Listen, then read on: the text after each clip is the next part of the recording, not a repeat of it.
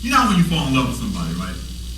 And all their habits that once annoyed you start to become cute and adorable and make you love that person even more. Yeah, well, I don't. The annoying shit she does is just annoying. It's not cute. I don't know what line I was supposed to be in when they were handing that out, but I don't have that kind of love. Me, I have that. I can't stand when you leave the tops off of every container you open, but always a kiss goodnight. And that I can't stand that you don't seem to understand that if you never take the bags of plastic bottles to recycling, then our house becomes the landfill. Now hand me the oil for your foot massage. And the worst is when I'm headed out for a run, right? And discover my iPod is dead, and the only one that's charged is hers, because hers has only one long playlist filled to capacity with R&B slow jams. What the hell? I can't work out to that. Who jogs to Jodeci? I can't work. And even the few selections that aren't R&B are still irresponsibly ordered. She will have Yolanda Adams, the Whisper Song, Luther, and Uncle Lou back to back. Who does that? That is not respectable song selection. You can't just be juxtaposing genres all willy-nilly. People get killed on the street for less than that. Like that time when I was playing a music-themed board game and then the opponent drew a card that asked me, if you were running a marathon and could only choose one song to listen to for the entire run, what would you choose? And I reached across the table and pistol whipped that fool. Man, don't be making me answer questions like that. What's wrong with you? A playlist is nothing to play with. And the final model of my marathon is no place for Fantasia. So please, understand, the fact that I ran 5 miles pumped up on R&B slow jams is all the proof that I need that she is the one for me. She has got me running to R&B. And that has lasting effects on someone like me because I have Mockingbird in my bloodline and Parrot in my DNA. I can't pass someone singing a song and not start singing it myself all day and blame it on the alcohol is the last song I once serenaded my marathon through life. Look, and it's not that I'm prejudiced against R&B or anything. I mean, some of my best friends are Blackstreet, right? I heard it explained perfectly one time. R&B is just too damn obvious. Charlie, what you think? Let me buy you a drink. I got money in the bank. We in the bed like, ooh, ooh, ooh, ooh, ooh. We in the bed like, ooh, ooh, ooh, ooh. We in the bed like, you know what? I'm a poet. So my default is to deprose and deconstruct and desimplify everything, right? So I have always sought the unconventional song structure, the unorthodox lyrics, but I don't know, like, these days she's kind of got me appreciating how simple a love song can be. Sometimes you don't want to have multi-layered melodies and labyrinth lyrics. Sometimes you don't want to be neo-soul smooth or hip-hop hard. Sometimes you just want to rip your shirt off in the middle of the show, drop down to your knees and say, my mind is telling me no. But my body is telling me yeah. And then finish it off with a perfectly, no, baby, no, baby, no, baby, no. And then finish it with a perfectly timed,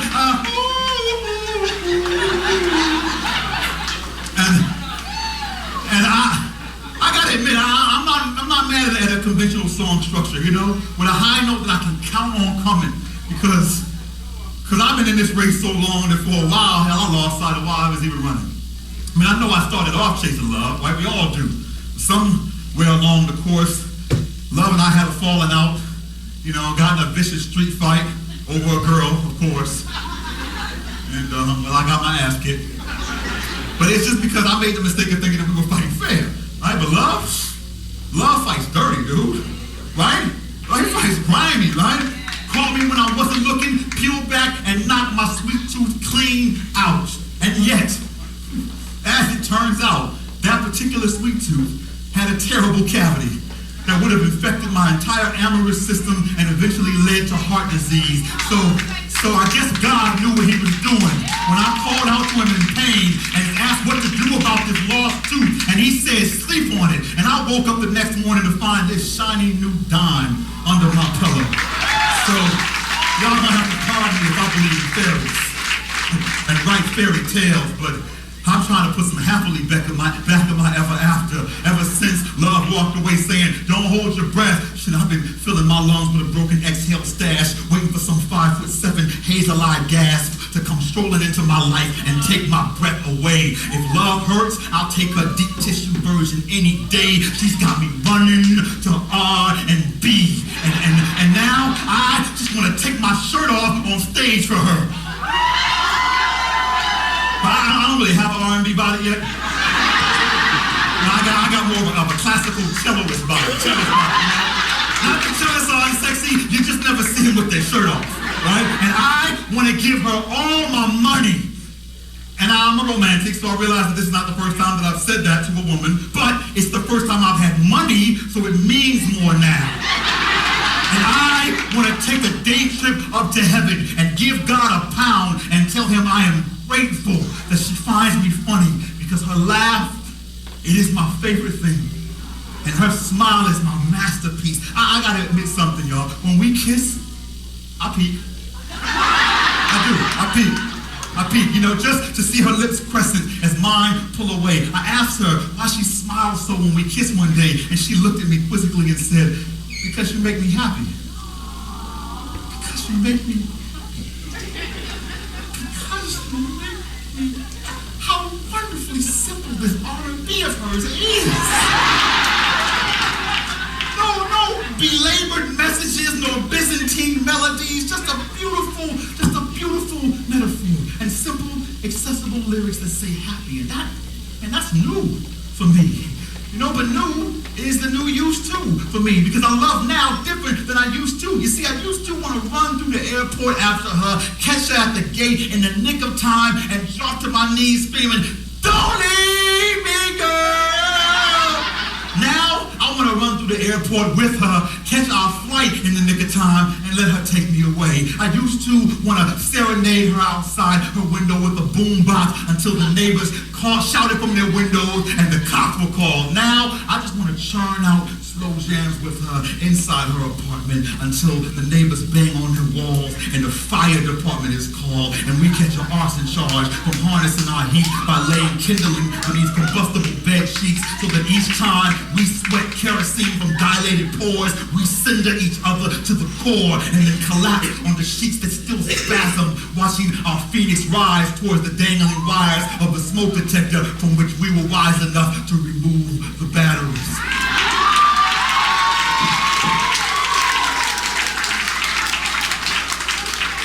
See, sometimes there are no alarms that go off to signify the arrival of the one.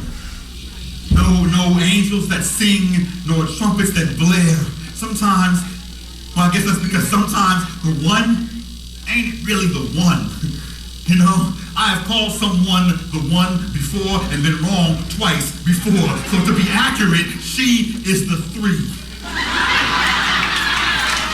And three is the magic number.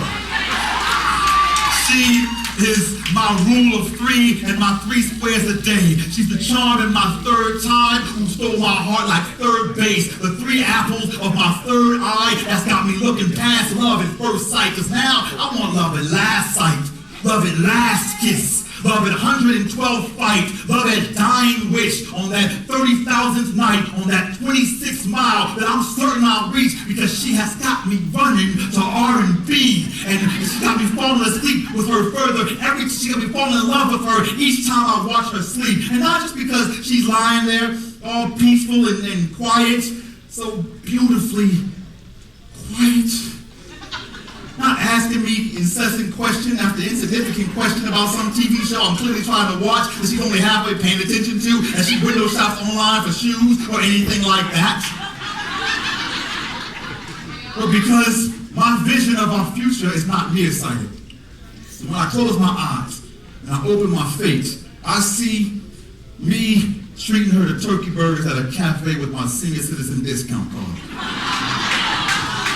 I see young newlyweds watching me watch her as we kiss and wishing for what we have in 50 years. I see us electric sliding at our grandchild's wedding to Yolanda Adams, the Whisper Song, Luther, and Uncle Luke back to back. So DJ, play me a slow jam.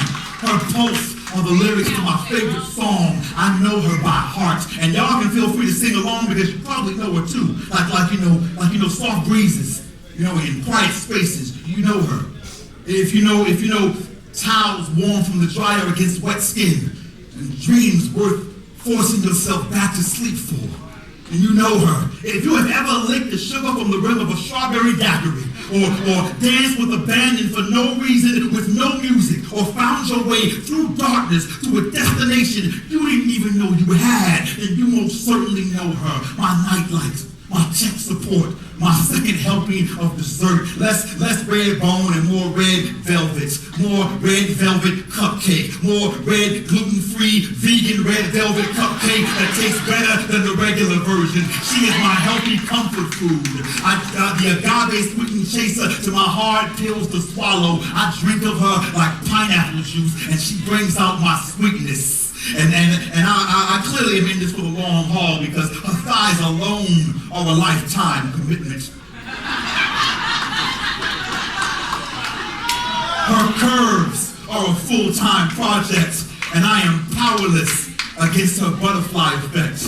There is a spot somewhere on the back of her neck that when kissed will make a monarch flutter in her stomach, which makes a volcano erupt in China, which alters the course of our future forever. And my lips spent last Saturday mining the small of her back, searching out that spot for hours, engaging her core like crunches, leaving her sore like lunges, reading the braille of her skin's non-fiction. She is a page turner, and I have tonight torn her from my page, placed her on my tongue, and brought her to my stage, for she is not just poetry. Now, she is spoken word. She is meant to be performed. More than muse, she is my ghostwriter, y'all. I mean, I know I take the credit, but she writes all my best parts. I'm just enjoying the crescendo. She is the pitch change at the end of the song. The curtains pull back to reveal the full gospel choir. The bridge that climaxes into that high note I can always count on coming. She is the irrefutable evidence of God's presence. The 5'7" hazel-eyed truth that heaven is not always something you go to. Sometimes it comes to us. And I know this because on March 2nd, 1970, don't worry about it, God got the most incredible song stuck in his head. And 2 years ago, I woke up from the dead, heard God passing by me singing a high note, and I have been singing her ever since. So, if there is only one song in this marathon that I get to use, then it is no longer possible for me to be confused. For she is the high note I am singing on cue. She is my fantasy and she is my truth. She is my soul music and my soul food. She is my new age and my old school. She is my rhythm and she is my blues. She is my and she is just too damn obvious. So my finish line is finally clear. She is the red dot on the map of my destiny that says, stop running, baby. You